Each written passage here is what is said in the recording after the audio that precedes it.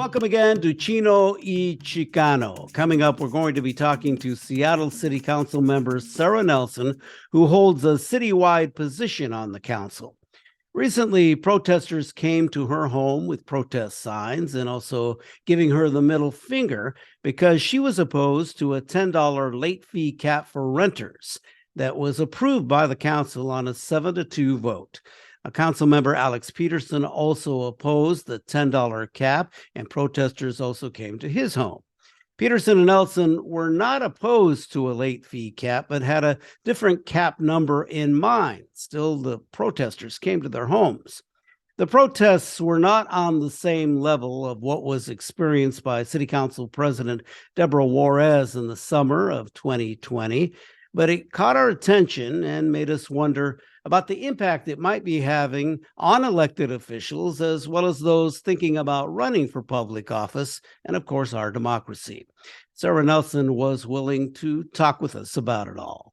Well, where I was standing was a desire to preserve our naturally affordable housing in this city and the diversity of housing stock that our small landlords do provide for the city. And so over the past few years, there's been a succession of regulations that have really not been informed by the perspective of all stakeholders. So that's where I was at coming into this legislation. And I did have a discussion, a roundtable discussion in my committee with some small mom and pop housing providers, because they are also small businesses. So I wanted to give them the opportunity to not talk necessarily about this legislation, but about their role in the housing market and how they've been impacted in the recent years. So that's context setting. Right. I felt that the original legislation, a $10 cap, was going to raise the cost of housing and drive these mom and pops out of the market, simply because raising the cost of housing, these small providers, as they said in my committee, and if committee members had tried to talk with, if the Renters' Rights Committee members had tried to talk with actual providers, they would have known that most landlords don't not most, but these small guys don't necessarily charge the late fee, but it is a tool to encourage tenants to pay their rent on time. Yeah. Why is that important? Because they have their own mortgage and bills to pay. And so I believed that $10 was not a meaningful amount. That's what I was hearing from them. And I also thought it wasn't fair, because every tenant would pay the same amount, regardless if you were living in a studio apartment in a really old building or a market rate new building, 1 bedroom. So I put forward an amendment to have a sliding scale that better reflects tenants' ability to pay. So it would be 1.5% of their monthly rent up to $50. Now, that's really nothing compared to a lot of neighboring jurisdictions, but 1.5% is in line with what is charged in Redmond and in unincorporated King County. States that have adopted late fee caps, like Colorado and New York, also $50. So that was my amendment. I worked really hard. How much of this? Because it sounds like, there's a real practicality to this. Yes. But it sounds like there's a lot of politics too, because it's an election year. How much of that was just sort of playing to people's bases? Because, and then another part of that question is, when you talk about small housing providers, right? Everybody always thinks like it's monolith, these big apartment buildings going up. But what percentage of the housing stock in Seattle is really smaller providers? I do not have that number, but it was presented in my committee, so I'm not going to make a mistake, but I get where you're coming from. I'll cut to the chase about what happened with this legislation. I put forward this very reasonable amendment and worked hard to get my Councilmember Lewis and Council President Juarez support on it. It prevailed in committee, and then it was reversed last Wednesday, which seems like a long time ago, a day and a half ago. And so I do believe, to your point, that politics were involved. Yeah. Because I believe that the fear of a negative headline, or maybe somebody coming to your house and protesting, had influence on what people really might have felt was the right thing to do when we all voted it out of committee in the first place. You know, the coming to your house part is really Yeah. what we wanted to talk Yeah, about today. exactly. Because for God's sakes, we're talking a $10 fee, right? And at most $50 fee. And to march to an elected official's house to protest, is this business as usual now? I mean, I don't get it. And before you respond to that, let me just say that we received some photos of the protesters that came to not only your home, but also Alex Pedersen, who has announced that he's not going to run again because of things like this. We've also had a long conversation, which I know you're aware of, with City Council President Deborah Juarez about what happened to her during the 2020 protests when she had protesters come to her home, had some threats, I mean, serious threats that she received. This wasn't like anyone making serious threats to you, but they came to your home. Well, first of all, let me just say that I'm no stranger to protest. All right. So I met my husband in, at the Battle of Seattle at WTO downtown amid the tear gas. I was a student activist in college, starting with the anti-apartheid movement. I've been marching and protesting and engaging in civil disobedience for most of my adult life. So that was not the problem, but I never went to an elected's home and flipped them off. And so it is different. But you know what? And this happened 2 weeks in a row. And I didn't want to say anything about it. Number one, because why give 8 people that first time that attention? But mostly because it was 8 people and it was nothing compared to what happened to Council President Juarez, Councilmember Pedersen, and Mayor Durkin in 2020, 2021. I don't know how long that lasted. That was deplorable, what they went through. And I know that Council President Juarez, still smarts from the fact that, colleagues didn't speak up for her, as she said on your show. And so that's why I felt like, this is kind of, this is really insignificant. I'm not going to say anything, but it was her voice of reason and her moral compass that led me to say something about it in committee. Why? Because she said that we do have to call out intimidation and bullying. So that is why I mentioned it in committee. We should also note here in those photos, the people are wearing masks. They have signs basically criticizing you for your position on this. And like you said, they're flipping you off. I know that Council Member Pedersen has small children, and yes. And they had written on the chalk on the cement to his entryway to his home. That would be a tough thing, I think, to take.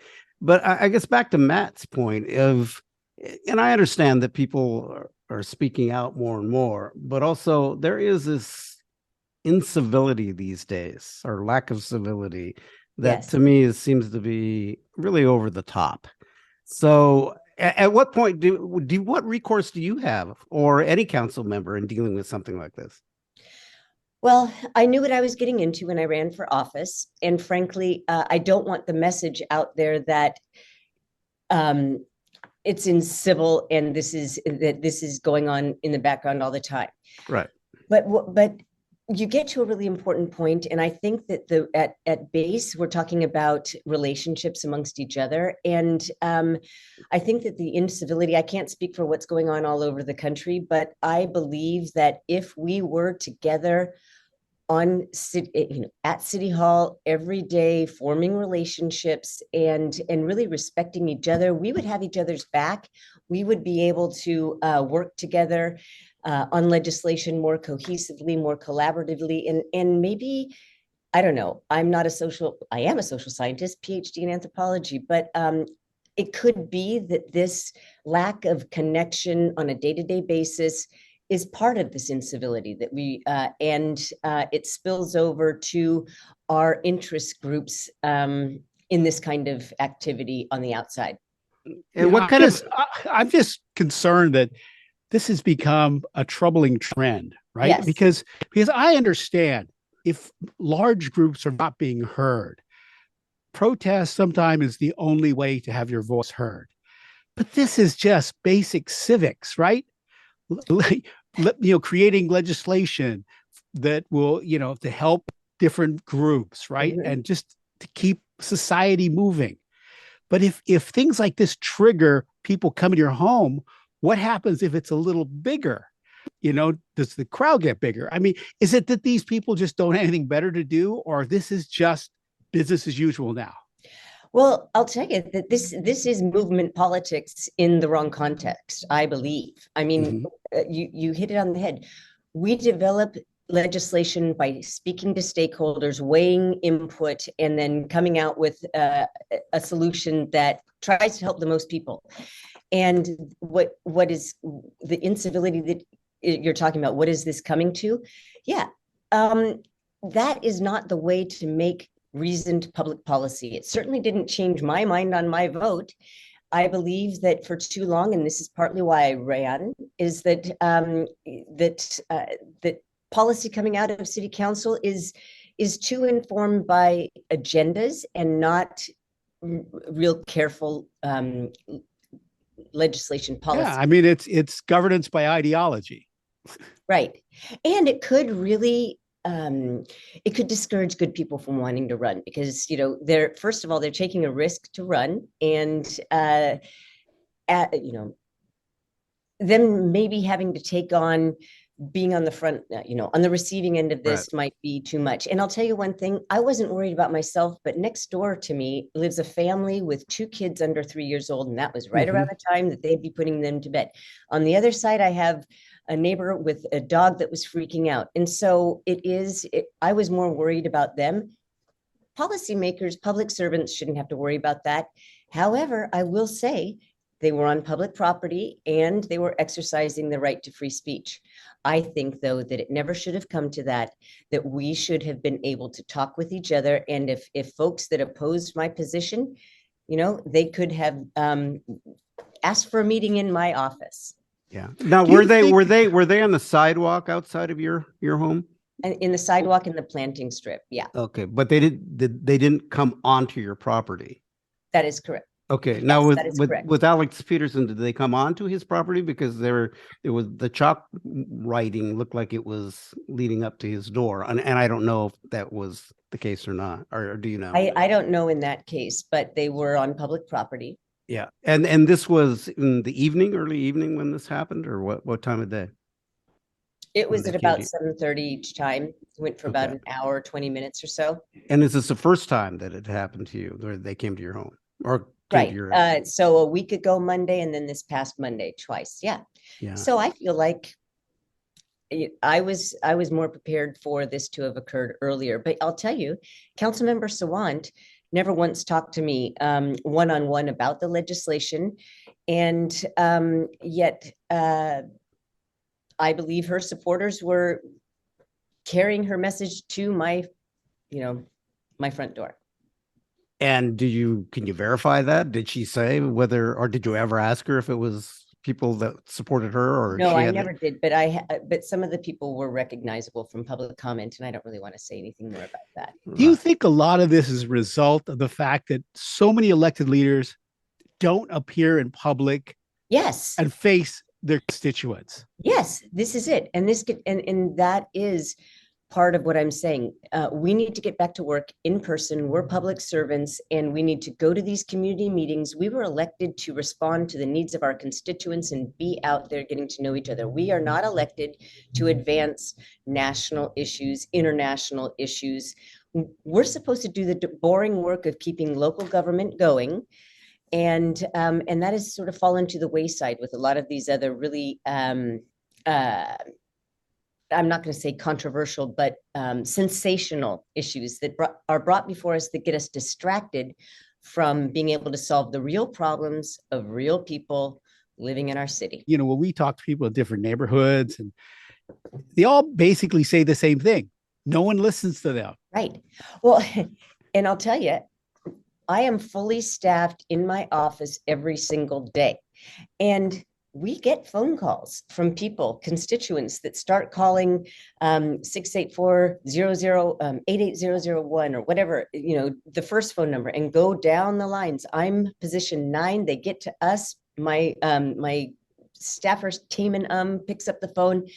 Wow, you're the first person that's picked up the phone. And so this is what we're supposed to do. We're supposed to serve our constituents and be in the office and do the block and tackle of government work. And I'll tell you one more thing about accessibility that you really should care about is being here on site also gives you more access to legislators. If we're not in chambers and you can't corner us after a meeting, get our opinion, then you're not able to inform your viewers and readers and listeners about what's going on in their government.